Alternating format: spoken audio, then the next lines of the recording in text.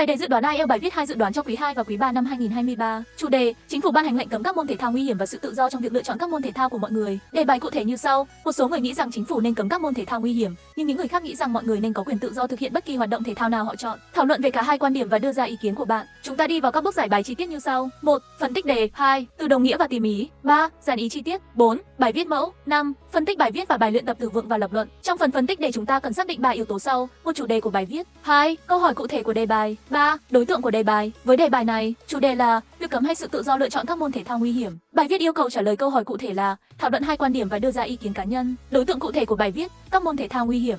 Trước khi đi vào phần dàn ý chi tiết, chúng ta hãy tìm hiểu kỹ các cách diễn đạt đồng nghĩa với các từ vựng và cụm từ khóa trong bài để có vốn từ đa dạng, phục vụ cho việc viết bài. Các luận điểm và luận cứ chi tiết cho 3 phần: mở bài, thân bài và kết bài cụ thể như sau. Introduction. Introduce topic: dangerous sports and contrasting views on government intervention. Writer's opinion: regulate, not ban dangerous sports, balance safety and freedom. Body paragraph 1. Topic sentence: some argue for banning dangerous sports. Reason: safety concerns, risks, and injuries pose health hazards. Result: public pressure, media coverage pushes for a ban. Counterargument/rebuttal: outright ban ineffective. Hypothesis: ban may drive sports underground, increasing risks. Body paragraph 2.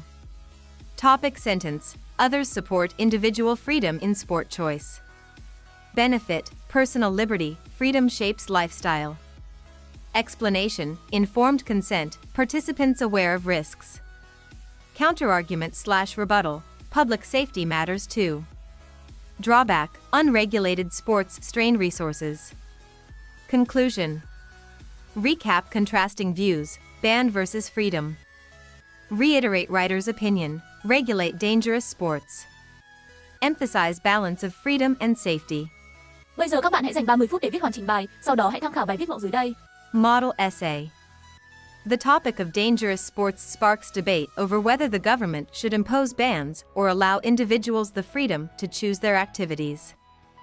This essay examines both perspectives and advocates for a balanced approach that regulates dangerous sports without outright bans. Some people advocate for the banning of dangerous sports due to the evident safety concerns associated with these activities. The inherent risks and potential injuries they entail can pose significant health hazards to participants. Moreover, the relentless media coverage of accidents and injuries fuels public pressure to impose an outright ban. However, it is essential to consider the counterargument that an outright ban may not be the most effective solution. In some cases, banning dangerous sports might drive them underground, where they would operate without proper regulation or oversight, leading to an escalation in risks rather than their mitigation. Instead of an absolute ban, a more pragmatic approach would be to focus on comprehensive regulations and safety protocols that can mitigate the dangers while still allowing enthusiasts to engage in these activities responsibly. On the opposite end of the spectrum, there are those who advocate for upholding individual freedom in choosing sports activities, even if they are dangerous in nature. The primary benefit of granting personal liberty in this context is that it allows individuals to shape their lifestyle according to their preferences and interests. Engaging in the sports of their choice brings a sense of fulfillment and enjoyment to their lives. Furthermore, proponents argue that participants are not unaware of the risks involved. Rather, they embrace them through informed consent. By being fully aware of the potential dangers, individuals take responsibility for their decisions and actions. However, it is essential to acknowledge that public safety should not be overlooked. Allowing unregulated dangerous sports to thrive might strain valuable resources, particularly in the healthcare sector, as preventable injuries stemming from these activities could place an undue burden on medical facilities.